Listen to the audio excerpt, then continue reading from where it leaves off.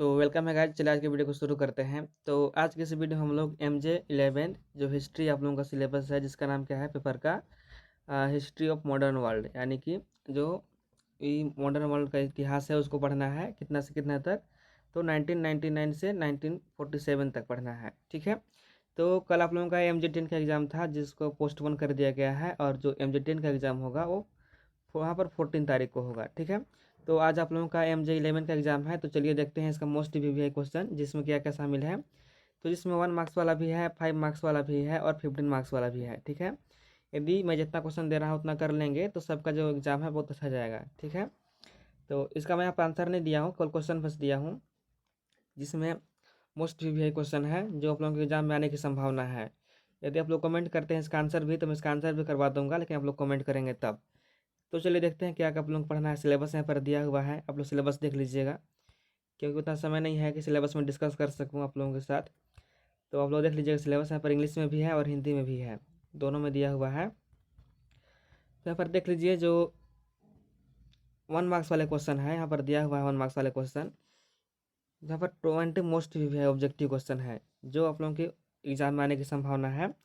तो पहला क्वेश्चन क्या है कि राष्ट्र संघ की स्थापना कब हुई थी? तो जो राष्ट्र संघ का स्थापना हुआ था वो 1920 में हुआ था। ठीक है। क्वेश्चन नंबर 2 क्या है कि राष्ट्र संघ की स्थापना का मुख्य उद्देश्य क्या था? तो विश्व शांति और अंतर्राष्ट्रीय सहयोग स्थापित करना। ठीक है। और क्वेश्चन नंबर 3 क्या है कि ICJ का पूरा नाम क्या है?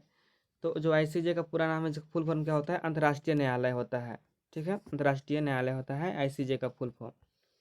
क्वेश्चन नंबर 4 क्या है कि ILO का पूरा नाम क्या होता है? तो अंतर्राष्ट्रीय श्रम संगठन, यानी कि इंटरनेशनल लेबर ऑर्गेनाइजेशन होता है ILO का पूरा नाम।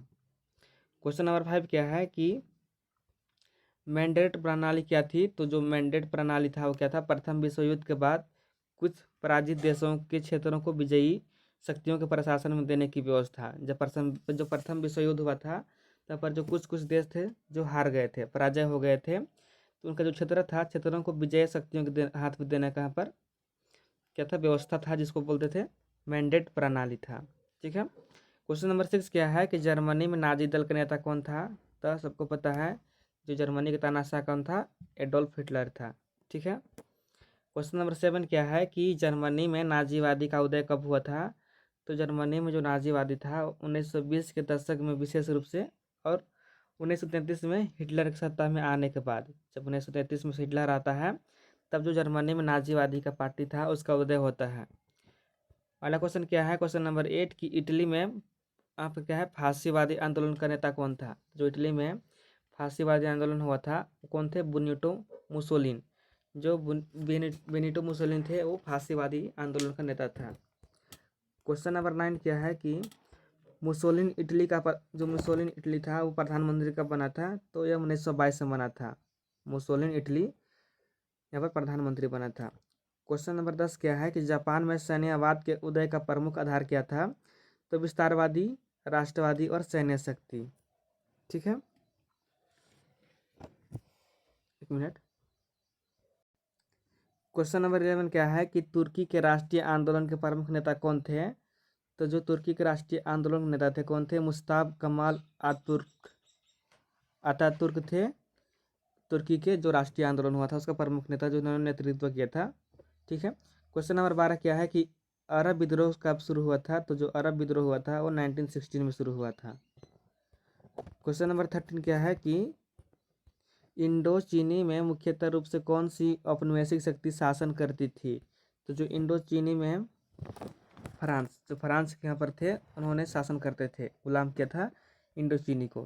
ठीक है। क्वेश्चन नंबर 14 क्या है कि मिस्र में ब्रिटिश विरोधी आंदोलन के प्रमुख नेता कौन शामिल थे? तो मिस्र में ब्रिटिश विरोधी कौन थे? साज जगलूल। जो साज जगलूल थे वो ब्रिटिश विरोधी आंदोलन के प्रमुख नेता थे। क्वेश्चन नंबर 15 क्या है कि अमेरिका में महामंदी कब शुरू हुई थी?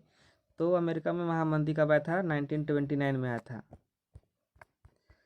क्वेश्चन नंबर 16 क्या है कि 1929 के महामंदी की शुरुआत किस देश से हुई थी? तो संयुक्त राज्य अमेरिका में हुआ था, यहाँ पर महामंदी आया था। क्वेश्चन नंबर 17 है कि अमेरिका के राष्ट्रपति फ्रैंकलिन डी रूजवेल्ट ने कौन सी नीति अपनाई थी? तो जो अमेरिका के राष्ट्रपति फ्रैंकलिन डी रूजवेल्ट थे, उन्होंने न्यू डील की नीति अपनाया था।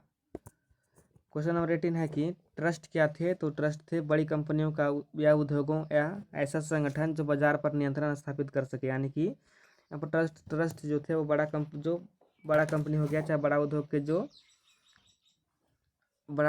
जो वहाँ पर थे, उन लोग बाजार पर नियंत्रण करने के लिए एक यहाँ पर नियम लाते हैं, ठीक है, उसको ट्रस्ट बोलते हैं। अगला क्वेश्चन क्या है कि ट्रस्ट बस्टिंग का उद्देश्य क्या था? तो एकाधिकारवादी में बड़े व्यवसाय संगठनों पर नियंत्रण करना। यानी कि यहाँ पर जो बड़े बड़े संगठन थे उसका पर नियंत्रण रखना।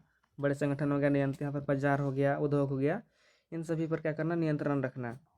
और क्वेश्चन नंबर 20 क्या है कि न्यू डील का मुख्य उद्देश्य क्या था? तो आर्थिक संकट से अमेरिका को उबारना और रोजगार बढ़ाना, ठीक है। तो 1 मार्क्स वाले आप लोगों को क्वेश्चन हो गया 20, और आप लोगों को 1 मार्क्स में 5 ही क्वेश्चन केवल आएंगे। तो यहाँ पर मैं 20 करवा दिया हूँ, जो एग्जाम के दृष्टिकोण से काफ़ी महत्वपूर्ण है। तो सभी को एक बार देख लीजिएगा, ये सब चीज़ याद करने वाला है, यहाँ पर समझाने वाला कुछ भी चीज़ नहीं है, आप लोग खुद से याद कर लीजिएगा, ठीक है। अब यहाँ पर देख लीजिए, जो मोस्ट वी 5 अंक वाले यहाँ पर 6 क्वेश्चन दिया हुआ है, ठीक है, लेकिन आप लोगों को 2 ही क्वेश्चन आएगा, लेकिन मैं 6 क्वेश्चन करवा दे रहा हूँ आप लोगों को, जो आप लोगों के एग्जाम में आने की संभावना है, ठीक है। यहाँ पर क्वेश्चन देख लीजिए, पहला क्वेश्चन क्या है कि राष्ट्रसंघ के गठन, उपलब्धियाँ या सफलताओं के संक्षिप्त वर्णन कीजिए। और क्वेश्चन नंबर 2 क्या है कि जर्मनी में नाजीवादी के उदय के प्रमुख कारणों की चर्चा कीजिए, ठीक है। जो जर्मनी नाजीवादी का उदय हुआ था, उनका क्या क्या कारण था, कैसे वहाँ पर नाजीवादी पार्टी का उदय होता है जर्मनी में, ठीक है। और यहाँ पर हिटलर के बारे में, तो हिटलर जो था एडोल्फ हिटलर, उसके बारे में थोड़ा सा लिख दीजिएगा, ठीक है। क्वेश्चन नंबर 3 क्या है कि इटली में फांसीवादी के उदय के प्रमुख कारणों की व्याख्या कीजिए। यानी कि इटली में फांसीवादी का यहाँ पर उदय होता है, उसका क्या क्या कारण था, उसको भी लिखना है, ठीक है। क्वेश्चन नंबर 4 क्या है कि तुर्की के साम्राज्यवादी विरोधी आंदोलन का संक्षिप्त वर्णन कीजिए। तो जो तुर्की के वहाँ पर विरोधी आंदोलन हुआ था, साम्राज्यवाद विरोधी आंदोलन, उसका वर्णन करना है, ठीक है। और जो अमेरिका में आया था 1929 में महामंदी, उसका क्या क्या कारण और क्या प्रभाव पड़ा अमेरिका में, उसको यहाँ पर वर्णन करना है। और क्वेश्चन नंबर 6 क्या है कि जो न्यू डील नीति फ्रैंकलिन डी रूजवेल्ट लाते हैं, उसका क्या क्या विशेषता था, उन सभी को वर्णन करना है, ठीक है। तो पर 5 मार्क्स वाले क्वेश्चन है, जो कि काफ़ी वीवीआई है, सभी को यहाँ पर पढ़ लीजिएगा एक बार एग्जाम से पहले, ठीक है। इतना आप लोग कर लेते हैं तो सभी का अच्छा एग्जाम जाने वाला है, बस इतना आप लोग कर लीजिए। और यहाँ पर देख लीजिए, जो 15 मार्क्स वाले हैं वो 10 मोस्ट वीवीआई है, जिसमें आप लोग 6 ही क्वेश्चन आएगा, लेकिन यहाँ पर मैं 10 करवा दे रहा हूँ, ठीक है। तो सभी को देख लीजिएगा, यहाँ पर क्वेश्चन दिया हुआ है। और इसका पीडीएफ कहाँ पर मिल जाएगा? तो इसका पीडीएफ मेरा जो डिस्क्रिप्शन बॉक्स है वहाँ से डाउनलोड कर सकते हैं। और जिसको भी इंग्लिश में पीडीएफ चाहिए तो आप इस नंबर पर व्हाट्सअप कर दीजिएगा, इंग्लिश में इसका पीडीएफ मैं भेज दूंगा, ठीक है। 451, ठीक है, इतना नंबर मेरा है, 9301483451 है लास्ट में, इतना मतलब व्हाट्सअप कर दीजिएगा। इसका पीडीएफ मैं इंग्लिश में भेज दूंगा, बाकी जो हिंदी वाला है वो डिस्क्रिप्शन में डाउनलोड कर सकते हैं, ठीक है। तो बस इतना ही आज की इस वीडियो में, फिर मिलेंगे नई वीडियो के साथ। और बेस्ट ऑफ लक, अच्छे से एग्जाम देकर आइए। और यहाँ पर देख लीजिए, कुछ भी टॉपिक भी दिया हुआ है, जो आप लोगों के पास समय कम है तो इतना आप लोग कर सकते हैं, ठीक है। देखिए 6 यहाँ पर टॉपिक दिया हुआ है, क्या क्या है कि वाइमर गणराज्य की सफलता और नाजीवादी का उदय, ठीक है। जो वाइमर गणराज्य था उसका क्या सफलता और नाजीवादी का उदय कैसे हुआ, यहाँ पर विस्तार से वर्णन कीजिएगा, ठीक है, इसको देख लीजिएगा। दूसरा क्या है कि राष्ट्रीय संगठन, अंग, उपलब्धियाँ एवं असफलताएँ, ठीक है। और तीसरा क्या है कि इटली में फांसीवादी का उदय और कॉरपोरेट राज्य का यहाँ पर कैसे उदय हुआ था, ठीक है। और 1929 का महामंदी देख लीजिएगा, ये टॉपिक काफ़ी वीवीआई है। और तुर्की का साम्राज्य विरोधी आंदोलन और जापान में सैन्य का उदय, इतना टॉपिक कवर कर लीजिएगा। और जितना क्वेश्चन मैं दिया हूँ उतना कर लीजिएगा, ठीक है। बस आप लोग इतना कर लीजिए, आप लोगों को एग्जाम अच्छा जाएगा, ठीक है। बेस्ट ऑफ लक, फिर मिलेंगे नई वीडियो के साथ, तब तक के लिए धन्यवाद। और किसी प्रकार से कोई डाउट हो तो आप लोग कमेंट कर सकते हैं, ठीक है।